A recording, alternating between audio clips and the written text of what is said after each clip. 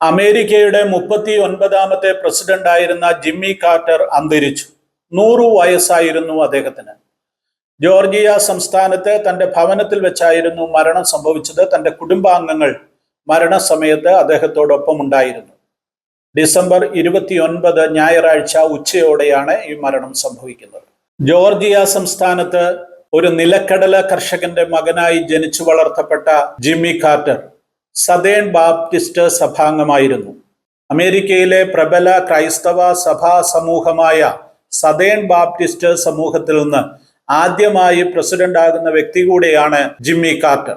1946 United States naval അക്കാദമിയിൽ നിന്ന് ബിരുദം നേടിയ ശേഷം 1953 വരെ നാവികസേനയുടെ ആണവ അന്തർവാഹിനി പദ്ധതിയിൽ അദ്ദേഹം സേവനമനുഷ്ഠിച്ചു. നാവികസേനയിൽ നിന്ന് വിരമിച്ച ശേഷം അദ്ദേഹം കുടുംബത്തിലേക്ക് മടങ്ങുകയും കുടുംബത്തിന്റെ കാർഷിക വൃത്തിയിൽ വ്യാപൃതനാകുകയും ചെയ്തു. 1962 റിപ്പബ്ലിക്കൻ പാർട്ടിയിൽ രാഷ്ട്രീയ പ്രവേശനം നടത്തിയ അദ്ദേഹം 2 തവണ ജോർജിയയുടെ ഗവർണറായി തിരഞ്ഞെടുക്കപ്പെട്ടു. 1976 അദ്ദേഹം അമേരിക്കൻ പ്രസിഡന്റായി തിരഞ്ഞെടുക്കപ്പെടുന്നത്. 1976 തിരഞ്ഞെടുപ്പിൽ നിലവിലുള്ള പ്രസിഡന്റ് ജെറാഡ് ഫോർഡിനെതിരെയാണ് അദ്ദേഹം മത്സരിച്ചത്. തെരഞ്ഞെടുപ്പ് രംഗത്തേക്ക് വരുമ്പോൾ അദ്ദേഹത്തിന്റെ വിജയത്തിന് ഒരു സാധ്യതയും ഉണ്ടായിരുന്നില്ല. എന്നാൽ ഒരു കറുത്ത കുതിരയായി അദ്ദേഹം വിജയത്തിലേക്ക് കുതിക്കുകയായിരുന്നു. അദ്ദേഹത്തിന്റെ വിജയത്തിന് കാരണമായ ഏറ്റവും പ്രധാനപ്പെട്ട കാര്യം അദ്ദേഹം താനൊരു ബോൺ അഗെയിൻ ക്രിസ്ത്യൻ ആണെന്ന് പരസ്യമായി പ്രഖ്യാപിച്ചതാണ്. അതായത് വീണ്ടും ജനിച്ച ക്രിസ്ത്യാനിയാണ് താനെന്ന് തെരഞ്ഞെടുപ്പ് പ്രചരണ വേളയിൽ വെളിപ്പെടുത്തി. ഇത് അമേരിക്കയിലെ യാഥാസ്ഥിക ക്രൈസ്തവ സമൂഹത്തിൽ വലിയ ചലനമുണ്ടാക്കുകയും അദ്ദേഹത്തിന് ഉജ്ജ്വലമായ വിജയം വരിക്കുവാൻ സാധിക്കുകയും ചെയ്തു. തുടർന്നും അദ്ദേഹം ഒരു നല്ല ക്രിസ്ത്യാനിയായാണ് ജീവിച്ചത്. 2ാം തവണ റൊണാൾഡ് റീഗനോട് പരാജയപ്പെട്ട് തന്റെ രാഷ്ട്രീയ ജീവിതം അവസാനിപ്പിച്ച് പൊതുപ്രവർത്തന രംഗത്ത് സജീവമായ അദ്ദേഹം ധാരാളം പുസ്തകങ്ങൾ രചിച്ചിട്ടുണ്ട്. മാത്രവുമല്ല, അമേരിക്കൻ പ്രസിഡന്റ് ആയിരുന്ന ഈ മനുഷ്യൻ തന്റെ ജീവിതത്തിന്റെ അവസാന കാലഘട്ടം വരെ തന്റെ ലോക്കൽ സഭയിൽ ഒരു സൺഡേ സ്കൂൾ അധ്യാപകനായിരുന്നു എന്നുള്ളതും എടുത്തു പറയേണ്ട കാര്യമാണ്.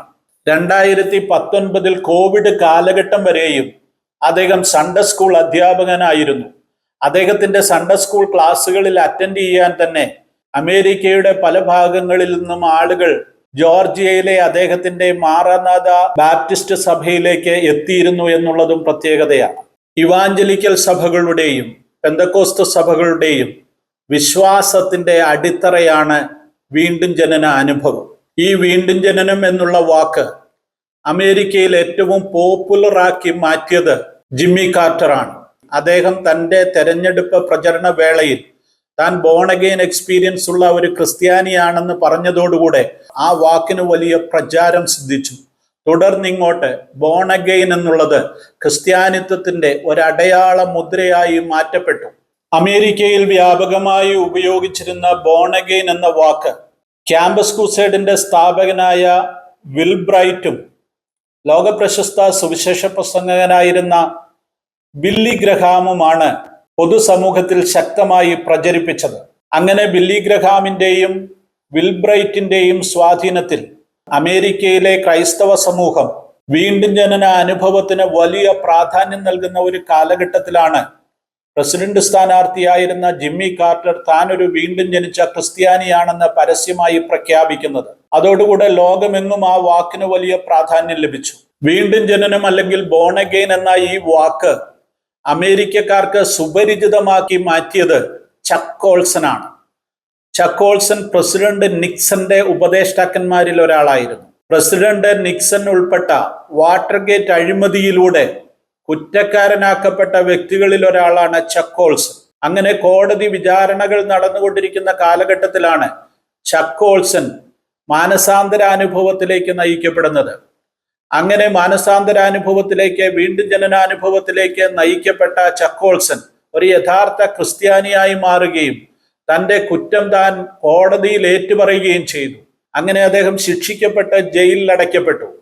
എന്നാൽ ചക്ക് ഓൾസൺ തന്റെ ജീവിതാനുഭവങ്ങളുടെ അടിസ്ഥാനത്തിൽ എഴുതിയ ഒരു പുസ്തകമാണ് പിന്നീട് ബോൺ അഗെയിൻ എക്സ്പീരിയൻസിനെ ലോകപ്രസിദ്ധമാക്കി മാറ്റിയത്. ബോൺ അഗെയിൻ എന്നായിരുന്നു അദ്ദേഹത്തിന്റെ പുസ്തകത്തിന്റെ പേര്. അമേരിക്കയിൽ അത് ബെസ്റ്റ് സെല്ലറായി മാറ്റപ്പെട്ടു.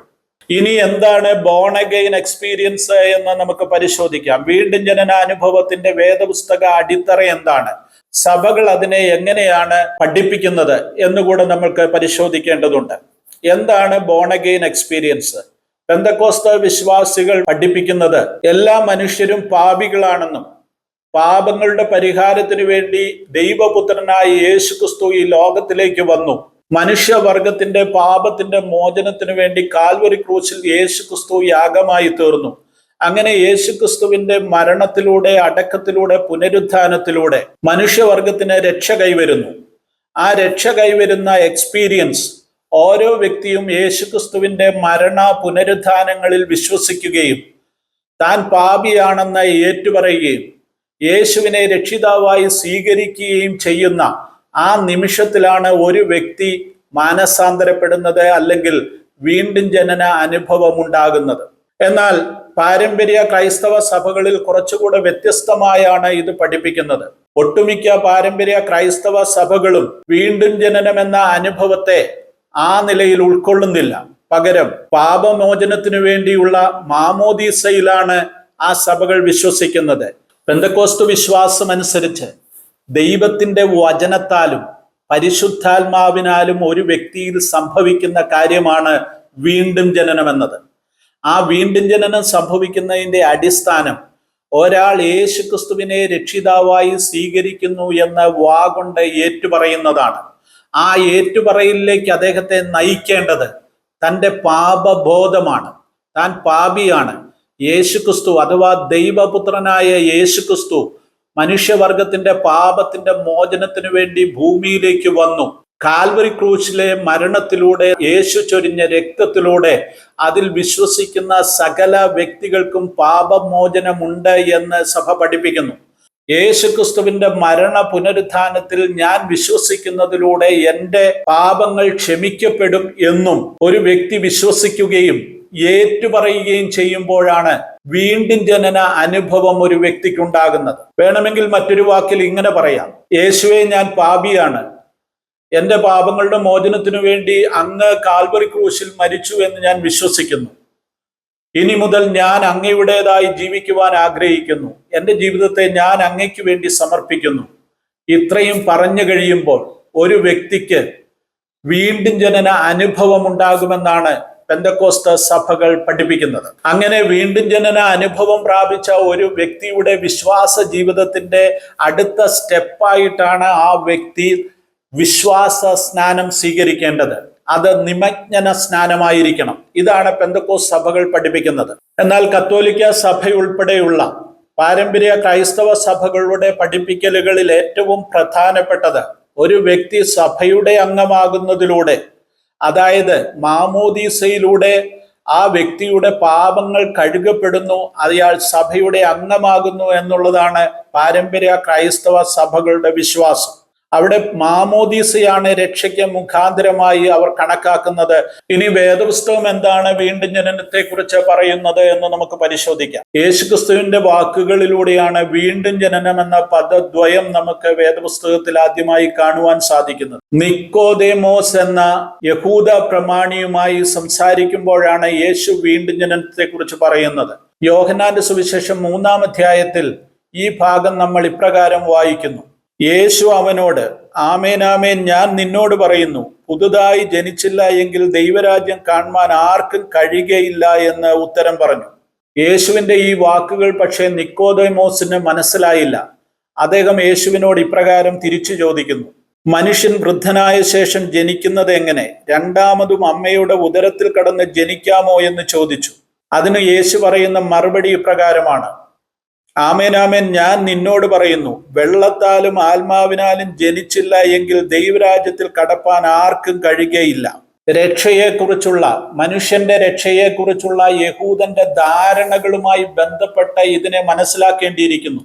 അതായത് ഒരു വ്യക്തി അബ്രഹാമിന്റെ കുടുംബത്തിൽ അബ്രഹാമിന്റെ മകനായി ജനിക്കുന്നതാണ് സ്വർഗപ്രവേശനത്തിനുള്ള അടിസ്ഥാന യോഗ്യത എന്നുള്ള ചിന്തയാണ് യഹൂദ മതത്തിൻ്റെത്, അല്ലെങ്കിൽ യഹൂദന്മാർ അങ്ങനെയാണ് വിശ്വസിച്ചിരുന്നത്. അപ്പോൾ ആ ധാരണയെ തകർത്തുകൊണ്ടാണ് യേശുക്രിസ്തു നിക്കോദേമോസിനോട് പറയുന്നത്, നീ വീണ്ടും ജനിച്ചില്ലെങ്കിൽ നിനക്ക് സ്വർഗരാജ്യത്തിൽ പ്രവേശനമില്ല എന്ന്.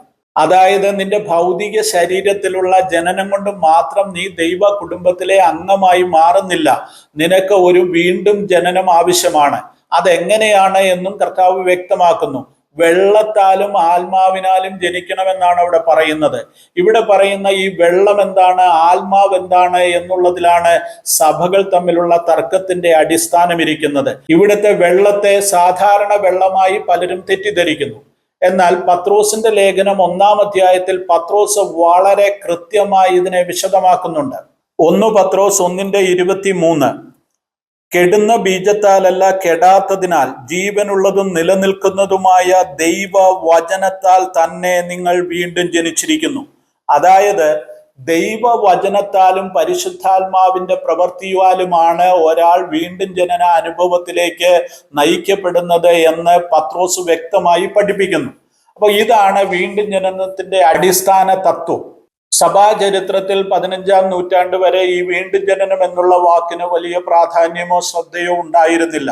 എന്നാൽ ജോൺ വെസ്ലിയുടെ ഒക്കെ പ്രസംഗ കാലഘട്ടത്തിൽ, നവീകരണത്തിന്റെ കാലഘട്ടത്തിലാണ് ഈ വാക്കിന് വലിയ പ്രാധാന്യം ഉണ്ടായി വരുന്നത്. ഒരു വ്യക്തിയുടെ ജീവിതത്തിൽ യേശുക്രിസ്തുവിനോട് ഒന്നിച്ചുള്ള ഒരു ജീവിതം ആരംഭിക്കുന്നതിന്റെ ആദ്യത്തെ പടിയാണ് രക്ഷാനിർണയ അനുഭവം. ആ രക്ഷാനിർണയ അനുഭവത്തെയാണ് വീണ്ടും ജനനം എന്ന വാക്കുകൊണ്ട് അർത്ഥമാക്കുന്നത്. അമേരിക്കൻ പ്രസിഡന്റ് ആയിരുന്ന ജിമ്മി കാർട്ടർ വ്യക്തമാക്കിയതും അതാണ്. തന്റെ ജീവിതം യേശുവിന് വേണ്ടി സമർപ്പിക്കപ്പെട്ടതാണ്. ആ ക്രിസ്തീയ ജീവിതത്തിന്റെ ആരംഭം താൻ യേശുവിനെ രക്ഷിതാവും കർത്താവുമായി സ്വീകരിക്കുന്നതിലൂടെയാണ് സംഭവിച്ചിരിക്കുന്നത്. അതുകൊണ്ട് താൻ ഒരു ബോൺ അഗെയിൻ എക്സ്പീരിയൻസ് ഉള്ള ക്രിസ്ത്യാനിയാണെന്ന് അദ്ദേഹം പരസ്യമായി പ്രഖ്യാപിച്ചു. ഇന്ന് ലോകമെങ്ങും ബോൺ അഗെയിൻ ക്രിസ്ത്യൻസ് എന്ന് പറയുന്നത് എല്ലാ വിഭാഗം സഭകളിൽ നിന്നും ഏതു മതത്തിൽ നിന്നുള്ള വ്യക്തികൾക്കും അനുഭവിക്കാവുന്ന, സ്വീകരിക്കാവുന്ന ഒരു പദമായി മാറിക്കഴിഞ്ഞു. ഇവിടെ എൻ്റെ പ്രേക്ഷകരായ നിങ്ങളോട് ഞാൻ ചോദിക്കട്ടെ, നിങ്ങളുടെ ജീവിതത്തിൽ വ്യക്തിപരമായി ഇത്തരം ഒരു എക്സ്പീരിയൻസ് ഉണ്ടോ? യേശുവിനെ അനുഗമിക്കുന്നു എന്ന് അവകാശപ്പെടുന്ന, പള്ളിയിൽ പോകുന്നു, ആരാധിക്കുന്നു എന്നൊക്കെ അവകാശപ്പെടുന്ന ക്രിസ്ത്യാനിയായിരിക്കാം ഒരുപക്ഷെ നിങ്ങൾ. എങ്കിലും നിങ്ങൾക്ക് വ്യക്തിപരമായി യേശുവിനെ രക്ഷിതാവായി സ്വീകരിച്ച ഒരു എക്സ്പീരിയൻസ് ഉണ്ടോ? യേശുവിനെ രക്ഷിതാവായി നിങ്ങൾ സ്വീകരിച്ചിട്ടുണ്ടോ? കാൽവറി ക്രൂശിലെ മരണത്തിലൂടെ, അടക്കത്തിലൂടെ, പുനരുത്ഥാനത്തിലൂടെ യേശു ഒരുക്കി തന്ന ഈ വഴികളിലൂടെ നിത്യജീവനെ പ്രാപിക്കുവാനുള്ള ഒരു തീരുമാനം നിങ്ങൾ എടുത്തിട്ടുണ്ടോ? അങ്ങനെ ഒരു തീരുമാനം നിങ്ങൾ എടുത്തിട്ടില്ലെങ്കിൽ ഇത് കേൾക്കുമ്പോൾ നിങ്ങൾക്ക് ആ തീരുമാനത്തിന്റെ നിമിഷങ്ങളായി മാറട്ടെ. യേശുവിനോട് പ്രാർത്ഥിക്കുക, യേശുവേ, ഞാനൊരു പാപിയാണ്, എൻ്റെ പാപങ്ങളുടെ മോചനത്തിനു വേണ്ടി നീ ഈ ഭൂമിയിലേക്ക് കടന്നു വന്നു, എനിക്ക് വേണ്ടി നീ യാഗമായി തീർന്നു, അങ്ങയുടെ രക്തം കൊണ്ട് എൻ്റെ പാപങ്ങൾ ക്ഷമിക്കപ്പെടുമെന്ന് ഞാൻ വിശ്വസിക്കുന്നു, അങ്ങയുടെ മകനായി മകളായി ജീവിക്കുവാൻ ഞാൻ താല്പര്യപ്പെടുന്നു, എൻ്റെ ജീവിതത്തെ അങ്ങയ്ക്ക് വേണ്ടി സമർപ്പിക്കുന്നു. ഈ വാക്കുകൾ ഏറ്റുപറയുമ്പോൾ നിങ്ങൾക്കും ആ ബോൺ അഗെയിൻ എക്സ്പീരിയൻസ് ഉണ്ടാകും. തുടർന്ന് അനുഗ്രഹീതമായ ഒരു ക്രിസ്തീയ ജീവിതത്തിലേക്ക് നിങ്ങൾക്കും പ്രവേശിക്കുവാൻ സാധിക്കും. ദൈവം നിങ്ങൾക്ക് അതിന് ഇടവരുത്തട്ടെ എന്ന പ്രാർത്ഥനയോടുകൂടെ ഞാൻ അവസാനിപ്പിക്കും.